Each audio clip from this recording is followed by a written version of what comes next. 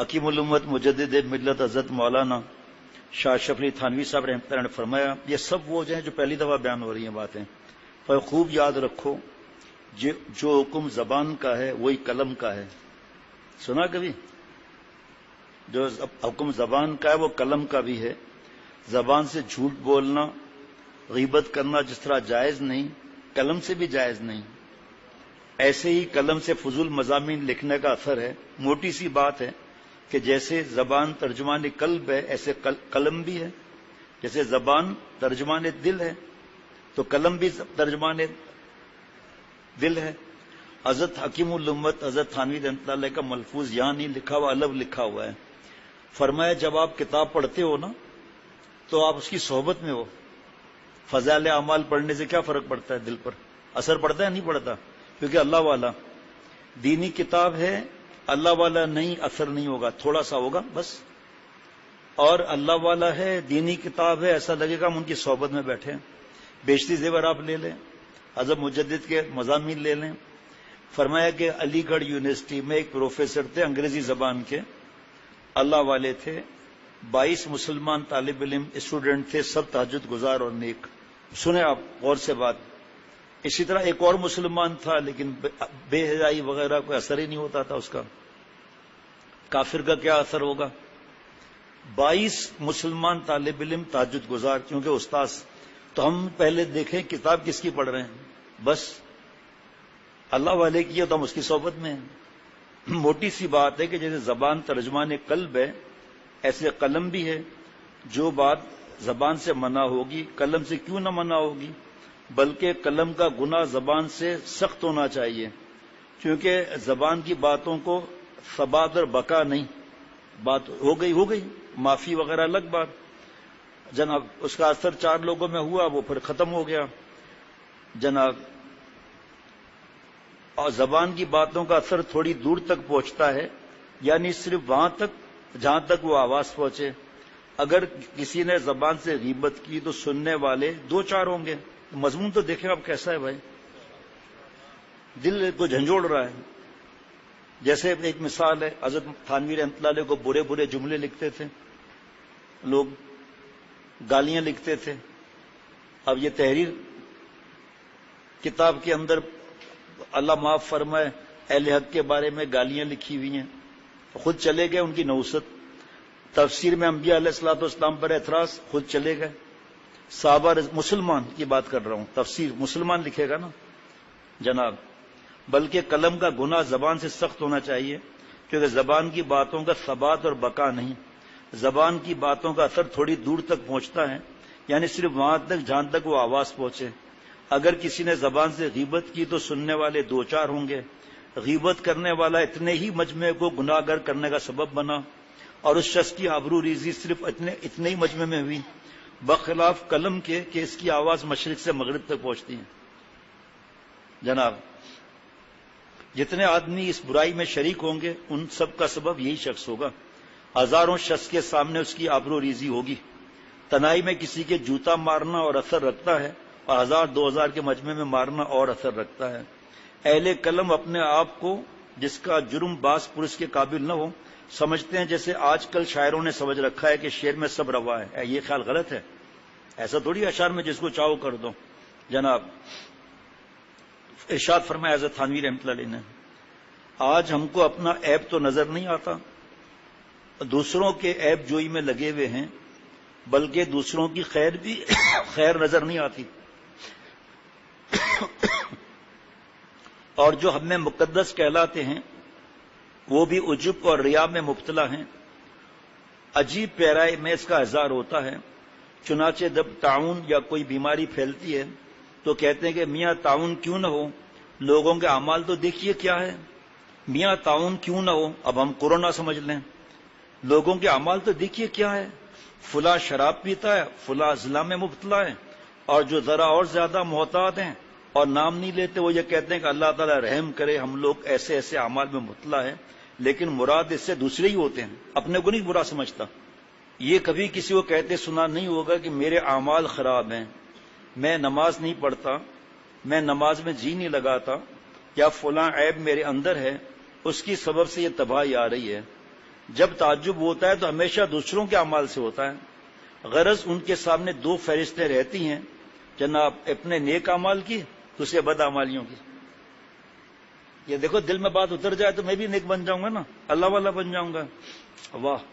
نیز اسی ضمن میں فرمایا کہ رات دن ہمارا سبق ہے کہ ہم ایسے اور ہم ویسے، اور دوسرا ایسا اور ایسا، ہمارے جیسا کوئی بھی نہیں۔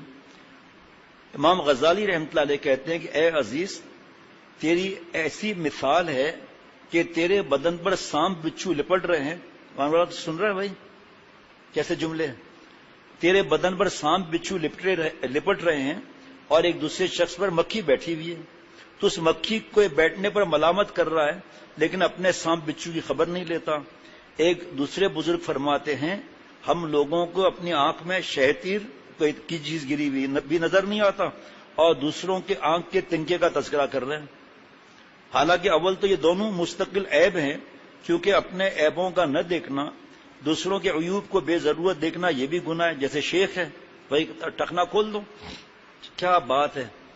اب یہ کیسے آپ سوچو کہ آدمی کو یہ باتیں یاد رہیں گی؟ اللہ تعالیٰ اس کو فوراً پھیلائے اپنی رحمت سے کہ اپنے اوپر سانپ بچھو لپٹے میں اس کی فکر نہیں اور دوسرے پر مکھی بیٹھی ہوئی ہے اس کے تذکرے ہو رہے ہیں۔ کیا بات ہے جناب، کیا ہی بات ہے کہ حالانکہ اول تو یہ دونوں مستقل عیب ہیں، کیونکہ اپنے عیبوں کا نہ دیکھنا اور دوسروں کے عیوب کو بے ضرورت دیکھنا یہ بھی گناہ ہے۔ جیسے میں نے عرض کیا نا، حضرت عمر رضی اللہ عنہ شہید ہو رہے تھے، آج ہی سنا، فرمایا اے غلام ازار اوپر کر دے، شلوار، ٹخنا چھپ رہا ہے۔ اس وقت بھی یہ فکر کہ ٹخنا چھپا کر حرام میں نہ مبتلا ہو جائے، اتنا ایسا آگ میں لگے گا، تو نعوذ باللہ کیا عیب دیکھنا ہے؟ کیا شیخ نہیں دیکھے گا؟ جب نماز کے لیے کھڑے ہوتے ہیں تو میں جو ہوتا ہے دیکھتا ہوں ان کو، یہاں نہیں دیکھ سکتا، ہاں ان کو دیکھوں گا، ان کو دیکھوں گا، ان کو دیکھوں گا، پرانوں کو، دوسرے کسی کو نہیں دیکھوں گا۔ واہ! اور دوسروں کے عیوب کو بے ضرورت دیکھنا یہ بھی گناہ ہے، اور بے ضرورت کے یہ معنی ہے کہ اس میں کوئی شرعی ضرورت نہ ہو۔ دیکھو آگے نا، ایسے افعال جو شرعاً ضروری اور مفید نہ ہو، عبث اور لا یعنی کہلاتے ہیں۔ حدیث پاک میں ان کے ترک کا امر ہے، اس کو چھوڑنا ہے۔ اللہ اکبر۔ امام غزالی رحمۃ اللہ علیہ نے لکھا ہے کہ یہ بھی غیبت ہے کہ کسی کے مکان یا گھوڑے، اب گاڑی آ گئی، یا اولاد میں یا موٹر سائیکل جو بھی، یا کسی اور چیز میں یا اس کے متعلقات میں سے کوئی چیز میں عیب نکالا جائے۔ یہ ایسی باتیں ہیں کہ آج کل محتاط لوگ بھی اس کا کم خیال رکھتے ہیں، اور جہاں مجمع ہوتا ہے وہاں کا تو ذکر ہی کیا۔ میرا تجربہ ہے، حضرت مجدد کا تجربہ، حدیث پاک میں سال میں ایک مجدد آتا ہے، وہ نیا دین نہیں لاتا، بھولا ہوا دین جو ہے وہ یاد دلاتا ہے، حدیث پاک ہے یہ۔ میرا تجربہ ہے کہ جہاں چند لوگ بیٹھے اور کسی کا ذکر شروع ہوا، ضرور کسی نہ کسی برائی، کسی کی برائی اس تذکرے میں آ جاتی ہے۔ علاج اس کا یہی ہے کہ ایسے لوگوں سے علیحدہ رہیں۔ جب لوگوں سے میل جول ہوتا ہے تو کچھ نہ کچھ مفاسد کا دخل ہو ہی جاتا ہے۔ میں تحقیق سے کہتا ہوں ان گناہوں کا بڑا سبب بیکار بیٹھنا ہے۔ فارغ نہ بیٹھا کر، شیخ الحدیث مولانا رشید کہ عبد الرشید صاحب دامت برکاتہم اشرف مدارس کے، ان کا شعر ہے یہ، فارغ نہ بیٹھا کر کچھ کام کیا کر۔ غور سے، ہاں بھائی، فارغ نہ بیٹھا کر کچھ کام کیا کر، اور نہیں تو پاجامہ ادھیڑ کر سیا کر۔ ہے جی، ایک خاندان نے اپنے بیٹی کی شکایت کی، میں نے حضرت سے پوچھا کیا کریں؟ فرمایا کسی نے کسی دھندے میں لگا دو، دھندا ہے نہیں، کسی دوست کا دھندا ہے اس میں لگا دو، اور اس کو کہو تنخواہ ہم دیں گے، آپ ہمارے بیٹے کو تنخواہ دینا، دیں گے ہم تاکہ اس کو پتہ نہ چلے۔